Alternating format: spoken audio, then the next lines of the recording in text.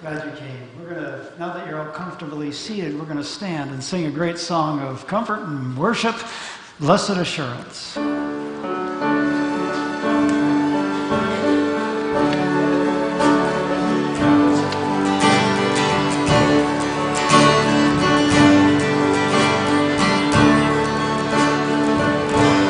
Blessed assurance, Jesus is mine. Oh, what a foretaste of glory divine, heir of salvation, purchase of God, born of His Spirit, washed in His blood. This is my story, this is my song, praising my Savior all the day long. This is my story, this is my song, praising my Savior all the day long.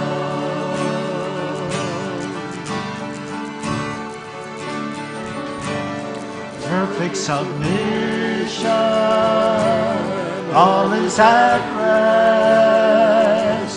I and my Savior, and happy and blessed, watching and waiting, looking above, filled with His goodness, lost in His love. This is my story, this is my song, praising my Savior all the day long. This is my story, this is my song, praising my Savior all the day long. Praising my Savior all the day long. Please be seated.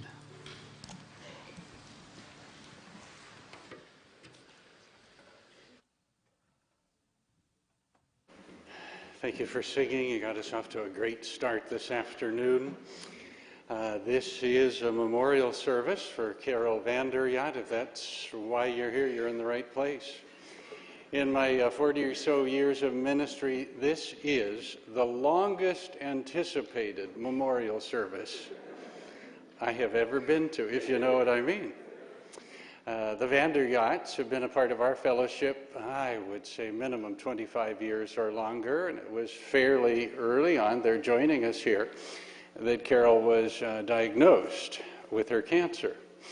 And then began that long journey that many of you had with this family as their friends and their relatives, and we joined them in the journey as well.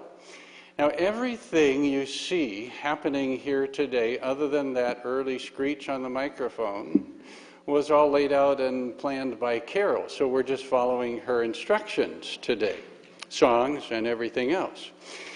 As it turns out, Carol, we're just visiting here for a few minutes. As it turns out, Carol was the first person brave enough to ask for and to say what every other person that I've done a memorial service wish they had asked for. She said, please, Estelle, not to preach. So, what I have left is what I'm doing with you right now, you know? And we are glad you've joined us here. She did say, in lieu of my preaching, that we should take an offering, though. No, we won't. I think you know, clearly when Carol and Daryl began life, they didn't anticipate what their life would be like, right?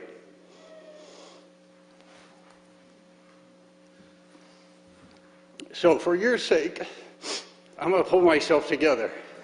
I was thinking of Paul said that he had a thorn in the flesh, and he prayed 3 times that it would be taken away, and God's answer was, "My grace is sufficient." And I think that's what we noticed in Daryl and Carol's life. The grace of God. You don't need God's grace if everything's good. You don't feel God's mercy if everything's perfect. But in the hard times, you get to see God's grace. And I think they haven't. They lived it before us. We got to watch them live it. So in that way, you've been a great example and an encouragement to us, Daryl and family. You made us realize if something like this were to happen to us, God would be there. And we'd make it through. So, kids, I've already cracked through the ceiling of being a little teary so that when you get up here, you don't need to worry about it anymore.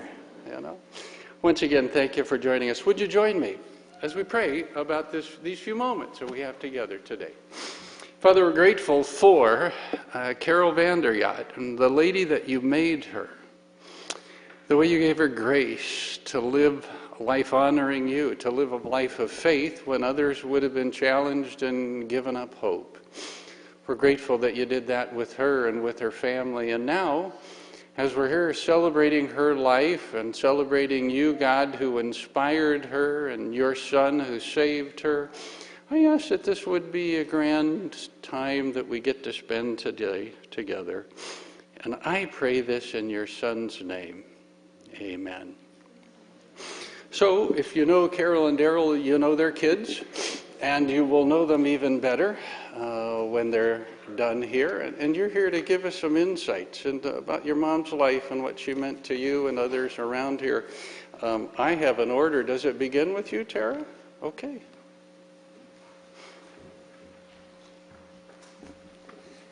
With 3 older brothers, I didn't get to go first very often in life, so this is my chance. So bear with me as I'm just going to read this. It's an impossible task to capture who someone was and what she meant to you with just words. I know I can never do her justice, and trying to feels overwhelming. Facing death these last 17 years, my mom had time to think about what she wanted for a memorial, and no surprise, she had a lot of opinions. She was always a little bossy, so here she is bossing us around even when she's gone. And now we have to get up here and do the impossible, since she was very clear she didn't want a sermon.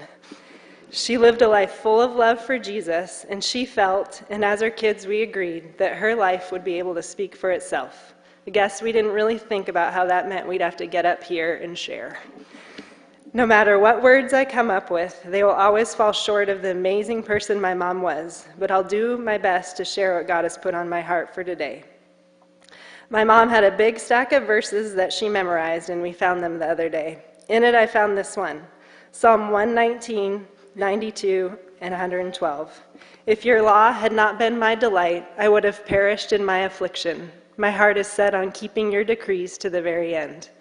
This verse captures the heart of my mom. All that truly mattered to her and her passion in life was Jesus. She cared for others well, she loved her family, she loved to laugh, and she had joy even through all her pain. All of this is because of her love for Jesus and her relationship with him. Telling you about who she was or what she meant to me at this memorial would not have mattered to her. Though it's her memorial, a time to remember her and celebrate who she was, it was more important to her that you know what Jesus meant to her and that he loves you and wants to know you too. It would be easy to look at her life and think it was simple by the world's standards, that she missed out on so much because of what cancer took from her. But all she wanted from her life on this earth was to please God and point others to him. Romans 8:37, another one from her memorized verses, says, "No, in all these things we are more than conquerors through him who loves us." And what better word for her and the life she lived than conqueror? It's easy for me to feel as her daughter while she was here, and even more now that she's gone, that I'll live in her shadow or never live up to the wife, mom, and friend she was. What big shoes to fill. But God so gently reminded me in the last couple of weeks, he did not make me to be her. He made each of us as individuals in his image. The reason my mom was who she was and why she lived the life she lives so well was because she followed the path he set before her with him as her guide. Her identity was in Jesus, and she spent her life being transformed into his faithful servant. I don't have to fill her shoes or be her. None of us have to measure up to be anything else or to be like anyone else to follow Jesus.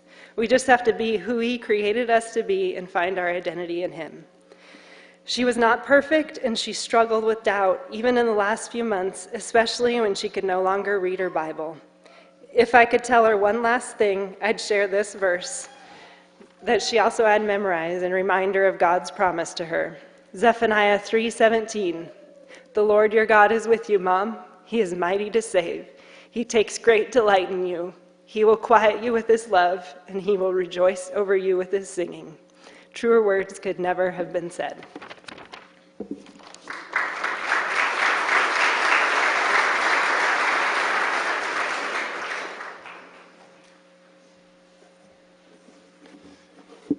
So I get to be number two. I was number two in order, and I guess I'm number two today.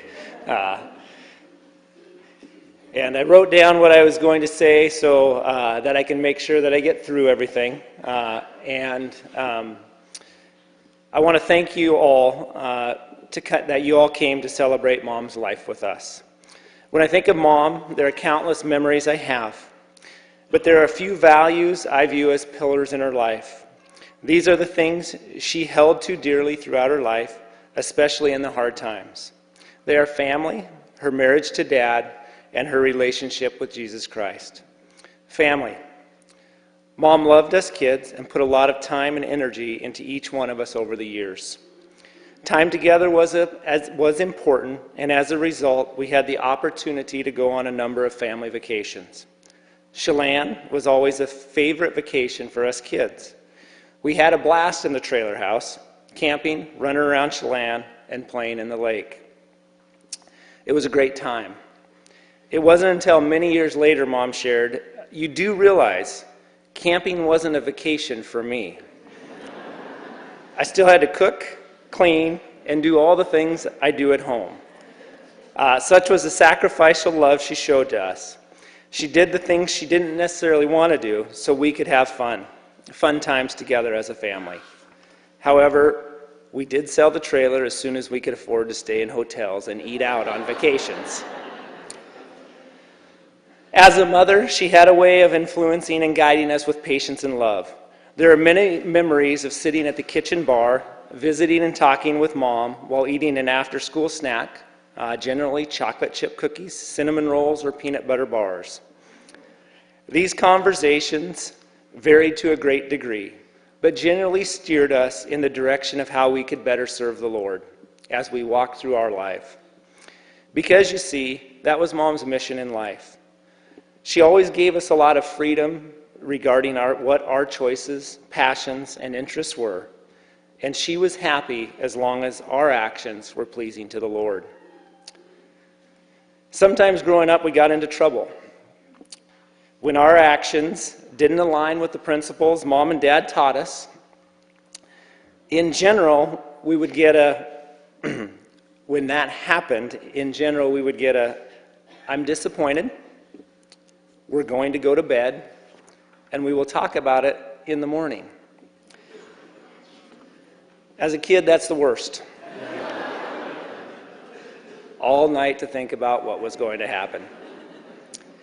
When morning came, there were generally some sort of consequences. The car was taken away, we were grounded, but the kicker was you would receive the dreaded letter from Mom, telling you how disappointed she was. Now, this wasn't really a short letter. Generally, it was about 2.5 pages long.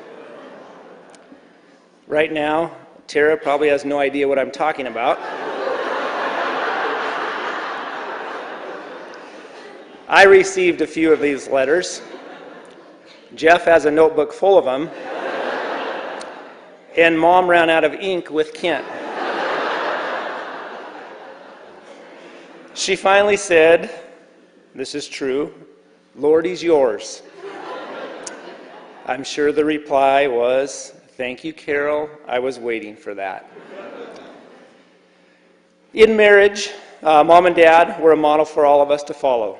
Ephesians 5:31 reads, "Therefore a man shall leave his father and mother and hold fast to his wife, and the two shall become one flesh." This mystery is profound, and I am saying it refers to Christ and the church. However, let each of you love his wife as himself, and let the wife see that she respects her husband. Mom always showed respect for Dad. She modeled what sacrificial love in marriage looks like. During the stormy Northeast winters, dinner would almost always wait until Dad got home from work. She made sure we ate as a family. She prayed for Dad daily, and he has become a better person as a result of being married to her. Very seldom did we see Mom and Dad fight in front of us. But if you knew Mom, you knew there was a stubborn streak in her. You might call it a strong will. Her strong will served her well in life, as her and Dad had to overcome a lot over their years of marriage, and each challenge made their relationship stronger. One of Mom's wishes was the gospel would be shared at her funeral. I believe the gospel was shared in the way they acted towards one another in their marriage. The verse in Ephesians talks about a man leaving and becoming one with his wife. Paul shares that this is referring to Christ and the church. Our relationship with Christ, if it is to be a satisfying relationship and one in which we glorify Christ, should be like a quality marriage, similar to what we saw from Mom and Dad. In their marriage, it started with a commitment, and that commitment was paramount to a trusting and loving marriage. With Christ, he desires a commitment that you will give up your old way of life in order to walk with him. In marriage, communication was key to sustaining their relationship. And the more they communicated, the more they were vulnerable with one another, the more they trusted one another, the stronger their relationship became. With Christ, he longs for communication with you. He desires your heart, much like a spouse desires your love and affection. Therefore, he wants to hear from you in prayer. He wants to speak with you through his word, and he wants to spend quiet time with you in meditation. In their marriage, their actions were out of love. They did things for one another, not because they had to, but because they loved each other.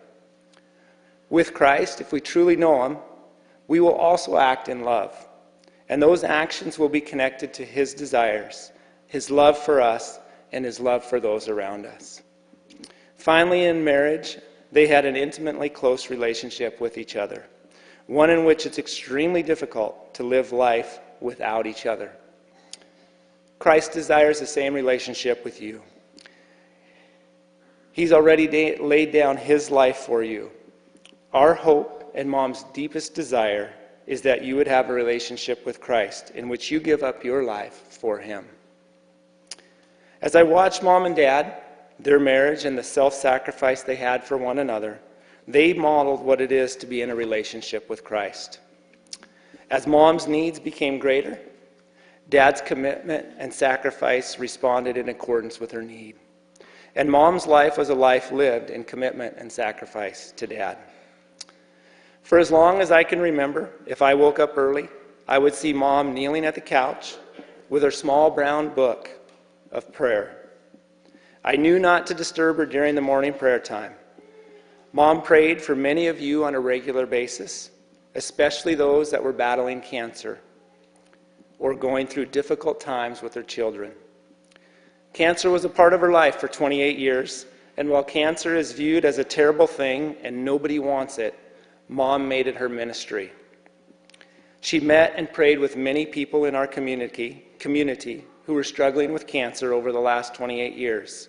Many of you are here today as a result of a connection to Mom through your common experience of cancer. Mom always had a Bible verse to share, and I want to leave you with one that has comforted me over the last couple weeks. For to me, to live is Christ, and to die is gain. While Mom's loss is painful for us, we know she has gained much in her death, and we find great comfort in knowing she is rejoicing in heaven with the Lord.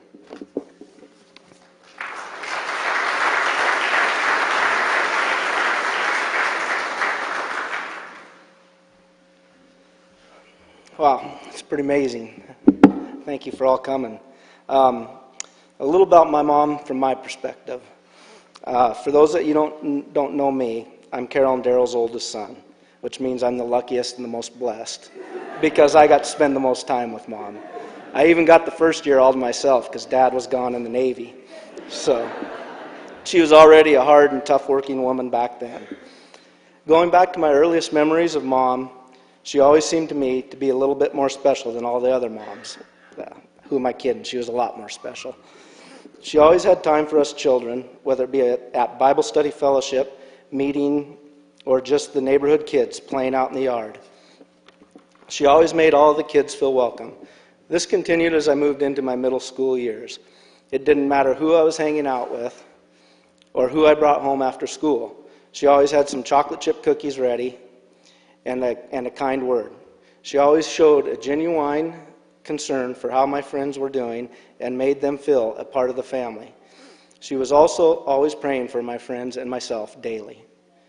My high school years came around and brought a little bit more trouble. I have to thank Kent here because later on, making my trouble not look so bad.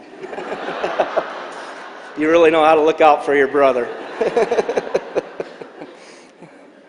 I always had to pay for my wrongdoings, and she seemed to always figure out what I had done. The thing was, though, that she always was quick to forgive and give some great guidance for me moving forward.